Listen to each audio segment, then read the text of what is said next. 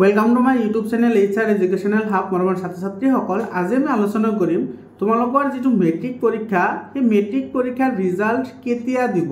মই যোৱাকালি এটা ভিডিও আপলোড কৰিছিলো যে তোমালোকৰ 10th এপ্ৰিলত তোমালোকৰ যেটো মেট্ৰিকৰ ৰিজাল্ট এটো দিয়াৰ পূৰ্ণ সম্ভাৱনা আছে, কিন্তু আমাৰ সিয়াম ছাৰে টুইটাৰৰ যোগে জনাইছে বা তোমাৰ ফেসবুকতো পোষ্ট কৰিছে যে আজি অৰ্থাৎ তোমাৰ 10 এপ্ৰিল তাৰিখে মেট্ৰিকৰ ৰিজাল্ট ঘোষণা কৰা নহয়। তোমালোকে স্ক্ৰীনত দেখিব পাৰিছা যে আমাৰ সিয়াম ছাৰে কেনেদৰে এই কথাটো কৈছে। মৰমৰ ছাত্ৰ-ছাত্ৰীসকল, আমি যেটো ভিডিও বনাইছিলো সেই ভিডিওটো কিহৰ কাৰণে বনাইছিলো, কাৰণ তোমাৰ আমাৰ যিবোৰ নেশনাল চেনেল আছে অৰ্থাৎ আমাৰ অসমৰ যিবোৰ চেনেল আছে সেইবোৰ চেনেলে তাৰে পিছত আমাৰ ভাৰতবৰ্ষৰ কিছুমান চেনেল আছে, হিন্দী চেনেল আছে বা কিছুমান তোমাৰ ওয়েবসাইট আছে। মই গোটেইকেইটাৰ স্ক্ৰীনশ্বট মই এটাচ কৰিছো, তোমালোকে চাই লোৱা। সকলোতে তোমাৰ দি আছিল যে 10 এপ্ৰিল তাৰিখে কি কৰা হ'ব, মেট্ৰিকৰ ৰিজাল্ট আপলোড কৰা হ'ব।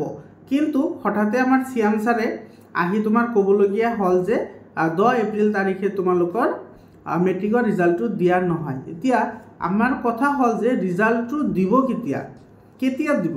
মৰমৰ ছাত্ৰ-ছাত্ৰীসকল, তোমালোকে এই ৰিজাল্টটো লৈ কোনো ধৰণৰ চিন্তা কৰিব নালাগে। তোমালোকে একেবাৰে সুস্থ মনেৰে বহি থাকা। যদি ৰিজাল্ট দিয়ে তেতিয়াহ'লে সিহঁতে তোমালোকে চোৱা আমাৰ যেটো সিয়াম ছাৰৰ যেটো টুইট আছে সেই টুইটত সিয়াম ছাৰে ডাইৰেক্টলি কৈ দিছে যিদিনা আমি ৰিজাল্ট দিম সেই ৰিজাল্ট দিয়া ডেটটো আৰু টাইমটো আমি আৰু তুমি কেনেদৰে চাব পাৰিবা গোটেইখিনি এটো বোৰ্ডৰ পৰা জনোৱা হ'ব।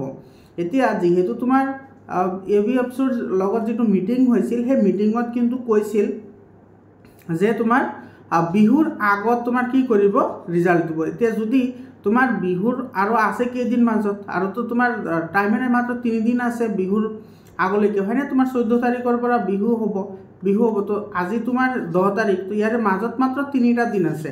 তো এই 3 দিনৰ ভিতৰত যদি ৰিজাল্ট দিয়ে তেতিয়াহ'লে ভাল কথা, আৰু যদি ৰিজাল্ট নিদিয়ে তেতিয়াহ'লে তোমালোকৰ ৰিজাল্টটো ডেফিনেটলি তোমাৰ বিহুৰ পিছতে তোমালোকে ৰিজাল্টটো পাবা। আৰু যেটো আমাৰ এপ আছে, হয়নে, তোমাৰ আমাৰ সেৱা বোৰ্ডৰ বা তোমাৰ আসিফ বোৰ্ডৰ যেটো এপ আছে, তোমালোকে সেই এপটো ইনষ্টল কৰি লোৱা।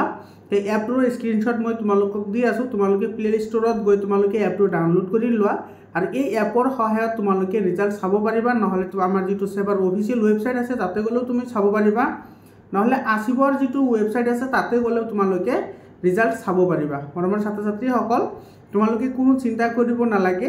তো মই ইয়াতে এটা কথা কওঁ যে আমাৰ অসমৰ যিবোৰ চেনেল আছে, নিউজ চেনেল আছে, সেই নিউজ চেনেলৰ ওপৰত আজিকালি বিশ্বাস কৰিব নোৱাৰা হৈছো।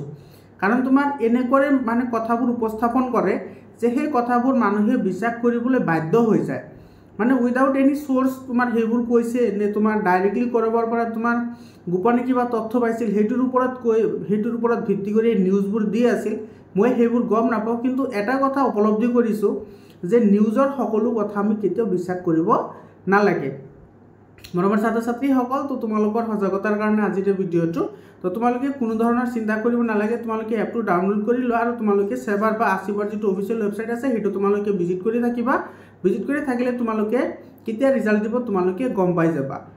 আৰু নিউজ চেনেল চাই থাকিব নালাগে, আৰু তোমালোকৰ ইম্পৰ্টেন্ট সকলো ধৰণৰ আপডেট মোৰ চেনেলতে পাই যাবা। গতিকে মোৰ চেনেলটো সাবস্ক্ৰাইব কৰি ৰাখা। মৰমৰ ছাত্ৰ-ছাত্ৰীসকল, তো তোমালোকৰ ৰিজাল্ট কেনেকুৱা হয় তোমালোকে কমেন্ট কৰি জনাবা। তো আজিৰ কাৰণে এইখিনিয়ে, আকৌ লগ পাম বেলেগ এটা ভিডিঅ'লৈ। ধন্যবাদ।